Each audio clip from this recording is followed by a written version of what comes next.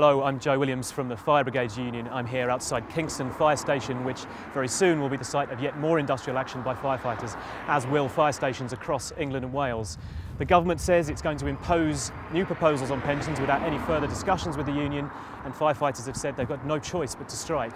But how did we get here? We spoke to several union officials and firefighters themselves to find out.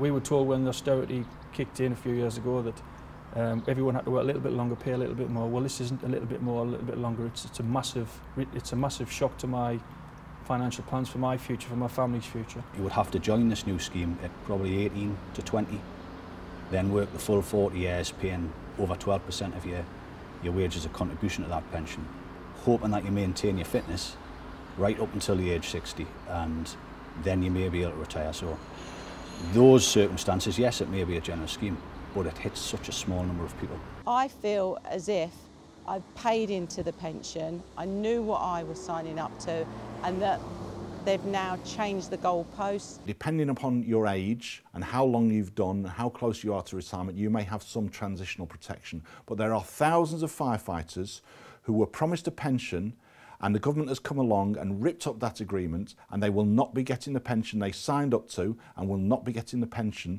that they've paid into for many, many years. That's outrageous, and it's unfair, and it's unjust. At the moment, I'll find out if I've got 22 days to work, or possibly another 10 years, and that affects my family. I've been working towards a pension. I've got 2 daughters. Did I tell one of them, you can go to university, you can't?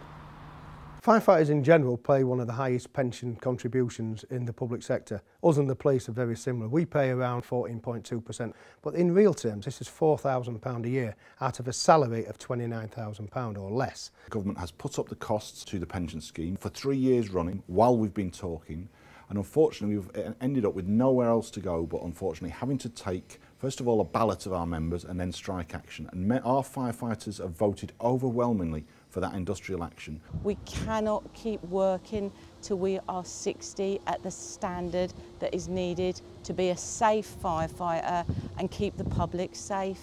Sometimes you've got to put a huge amount of effort to get into a building, to deal with a rescue. I mean, it could be anything. And you can't do that as well when you're 56, 57, 58 as you can when you're in your 20s. It's just the way it is. Does the British public really want a fire engine to turn up with 4 or whatever 60-year-old firefighters? It's just ridiculous. And the risk that people have is that as they get older and their fitness declines, they will not meet those standards, and actually they will be facing the threat of dismissal, of being sacked simply for getting older. So they won't get their full pension, and instead they face the risk, as admitted by our employers, of being sacked. We've got separate negotiations going on in Scotland and in Wales and in Northern Ireland. And I've got to say they're a lot more receptive to our arguments in these places. We need to break down the barrier with government and say, come on, we need a pension scheme which reflects the fire service. If not, we're in for a long, hard struggle. We've never walked away from any discussions, any negotiations. We're available any time of day, any day of the year to meet with the government in Westminster or anywhere else to try and resolve this. So there we have it. The government seemingly insistent on pushing through proposals which firefighters say have been totally discredited by the government's own report, and will see them working longer into retirement, paying more towards their pension and receiving less. No sign whatsoever though that firefighters are growing tired of this fight, a fight that they say is about the future of the fire and rescue service itself. Remember, you can check in on www.fbu.org.uk for more information on pensions and all other matters considering fire and rescue, or why not follow us on Twitter @FBU National. Thanks very much.